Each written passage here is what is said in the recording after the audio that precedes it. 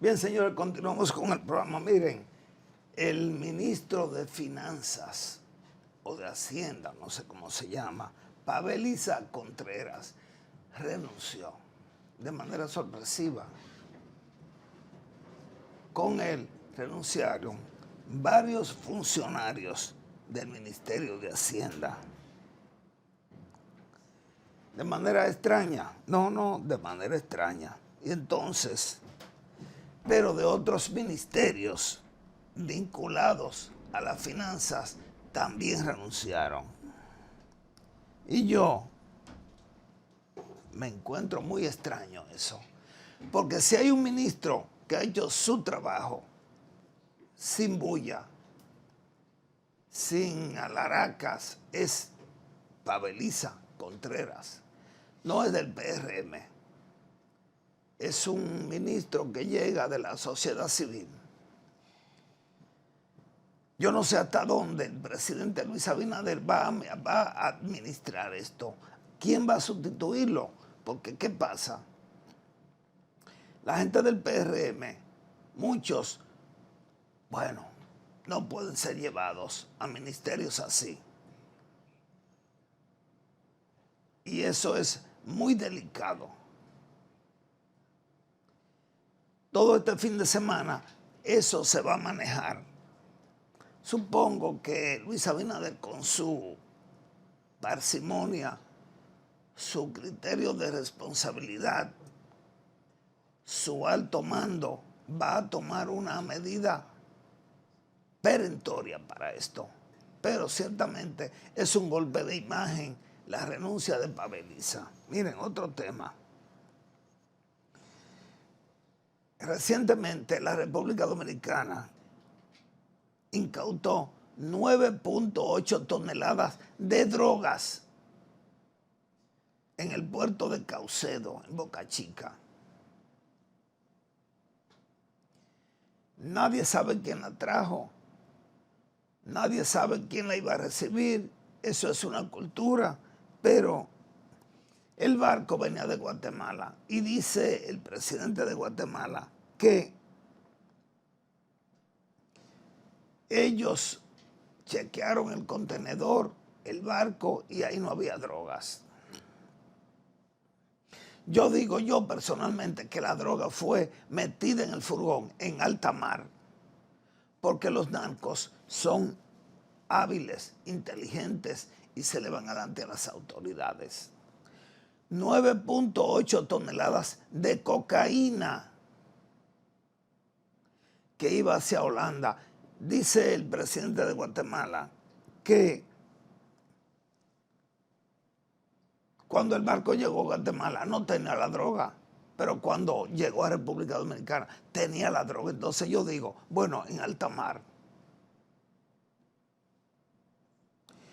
Eso hay que verlo.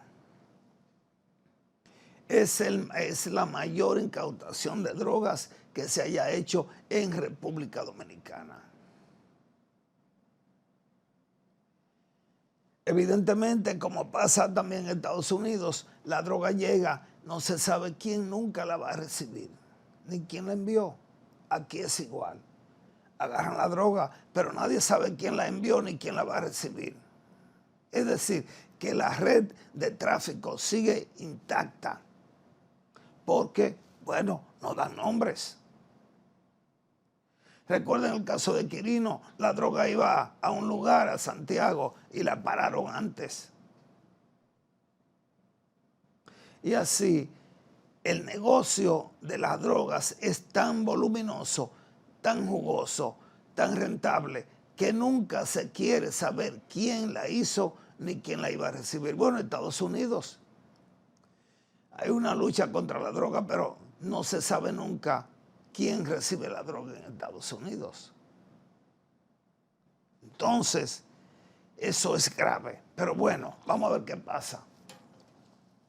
A propósito de la renuncia del ministro de Economía, Planificación y Desarrollo, Pavel Isa, vamos a conversar con Erika Monción, una joven economista, no de eso, no, sino de economía familiar, de ahorro, de Navidades, de Año Nuevo, en fin, de todo lo que tiene que ver con la economía, la microeconomía, que es la familiar y ese tipo de cosas. Erika, ¿cómo le va? Todo bien. Qué ¿Qué bueno. tal? ¿Cómo ¿Qué estás, tiempo Marino? usted tenía que no venir por aquí? Como casi 2 años más ¿Y o por menos, qué? 1 año y pico. Usted ¿Por no me había qué? ¿Le invitado. prohibieron eso? No me había invitado, Marino. Tenía como Este programa está aproximadamente a un su año. orden. Gracias, gracias. Muchas gracias. Mire, estamos en Navidades y viene el Año Nuevo. Siempre hay un gasto superfluo, adicional, de viernes negro, de doble sueldo, de bono, de sueldo y de Navidades. Correcto. ¿Qué usted recomienda? Eso es justamente lo que vamos a estar hablando esta noche. Hoy vamos a hablar del presupuesto familiar. Sí. Vamos a estar hablando de eso, claro que sí. En principio viene Navidad, ya pasó Viernes Negro, Sí. que la gente gasta todo. Viene Navidad, el ahorro familiar, de lo poco que quede o de lo que se consiga. ¿Cuál es su opinión? Se supone que debe de haber una planificación previa. O sea, que desde principio de año, que es lo que vamos a hablar ahora, ya yo tenga organizadas mis compras para diciembre, ya yo sepa lo que yo voy a hacer con el doble, para yo no incurrir en gastos innecesarios, no endeudarme. Entonces, por eso es importante que podamos organizar nuestra finanza desde un principio para no tener toda una sorpresa. ¿Cómo y sería gastarlo eso? así. Bueno, pues vamos a hablar de eso ahora. Mira. Tú sabes, Marino, que estamos viviendo unos tiempos donde lo que es la depresión, la ansiedad y los ataques de pánico son las enfermedades ahora mismo del futuro. Y eso es muy debido, dentro de todas las causas, que son muchas, pero las finanzas son una de las principales causas que vienen viviendo las familias. Entonces muchas personas dirán, ¿en qué puede afectar las finanzas de mi casa con todo lo demás exterior? Pues eso afecta en todo, porque las finanzas, el mal manejo de mis finanzas en mi casa se va a reflejar en mi salud emocional. Nosotros estamos viviendo desde después de la pandemia, que si las guerras, muchísimas situaciones que vienen arrastrando y trayendo impacto en una crisis que estamos viviendo actualmente. Desde nuestra casa no hay mucho que podamos hacer en cuanto a lo global, pero sí hoy vamos a estar hablando de cómo yo puedo mejorar las finanzas en mi casa y de esa forma poder mejorar también mi salud. Dice Warren Buffett que los riesgos se presentan cuando nosotros no sabemos lo que estamos haciendo. Entonces, como todas las personas que en algún momento han manejado empresas saben perfectamente que una empresa no se puede manejar sin un presupuesto. O sea, eso es imposible. Porque cómo tú vas a administrar tus finanzas si tú no sabes cuánto tú gastas, cuánto tú ingresas y a qué está destinado tu dinero. Imagínate cómo sería una empresa sin presupuesto. ¿Cómo tú ves eso? Sí, no sé, tienen problemas. Pero las familias regularmente no planifican, gastan y Exactamente. luego recurren al préstamo. Exactamente. Entonces ahora yo te voy a explicar cuál es la importancia de tú tener un presupuesto y vamos a hablar cómo elaborar un presupuesto, que es algo tan simple y sin embargo puede traer, o sea, muchísimos beneficios para la casa. Cuando yo tengo un presupuesto en mi casa, lo primero es que yo tengo una lista clara de cuáles son mis gastos. ¿Y qué va a pasar con esto?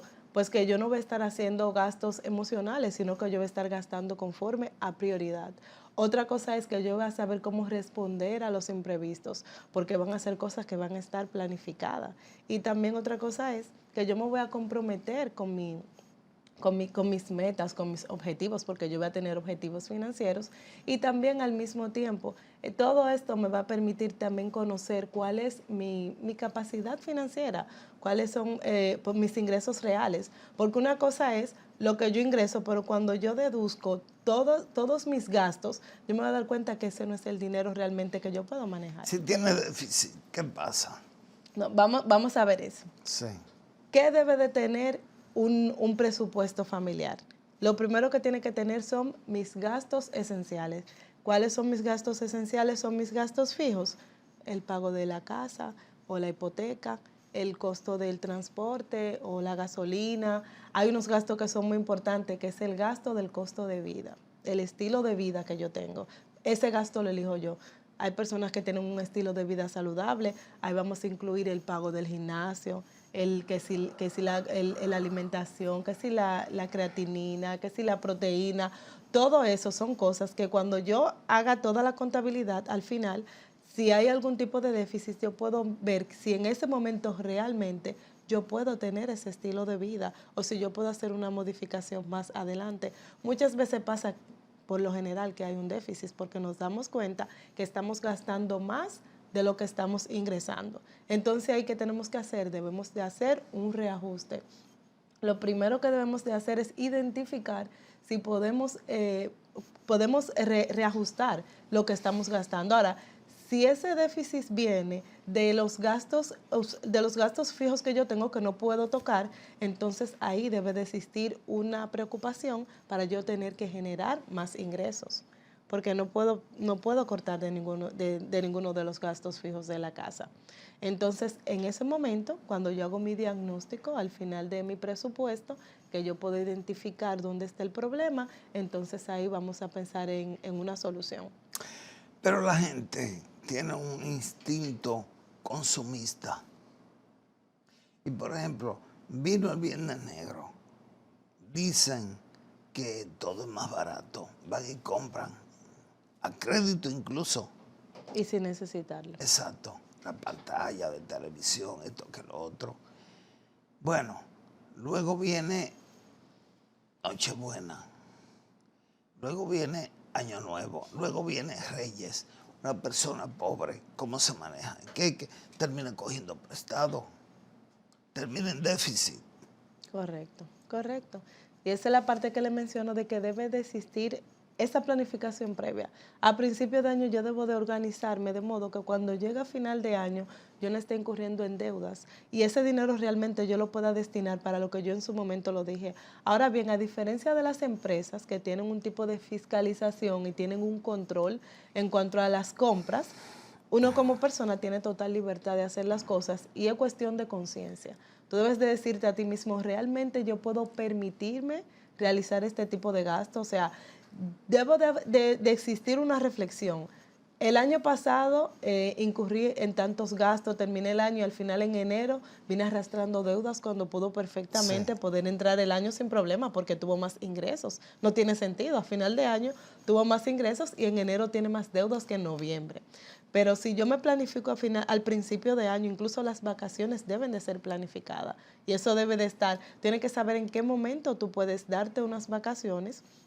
Muchas veces hay personas que reciben ingresos por un bono, ingreso extra por cualquier otra cosa y bueno, puedo permitirme una vacación en verano porque tengo un ingreso extra, porque es una cuestión de conciencia. Yo debo de saber en qué momento yo puedo gastar. Claro está, si yo quiero salir de un bucle financiero que vengo arrastrando, porque independientemente de que una persona tenga los mismos ingresos y lleve el mismo estilo de vida, gastando prácticamente según esa persona lo mismo, sus finanzas no van a estar igual, porque con la inflación el costo de la vida ha aumentado cada día más. Entonces, lo que tú gastabas el año pasado no es lo mismo que tú gastas ahora porque todo ha subido. Entonces, obviamente tú tienes que estar en un déficit. Tal vez no lo has notado o tal vez como no te has sentado a presupuestarlo, no lo sabes, pero si no tienes ingreso extra, si no te han hecho un aumento ni nada de eso, obviamente estás en un déficit. Entonces, es una cuestión de que la persona se siente a analizar, lo crea conciencia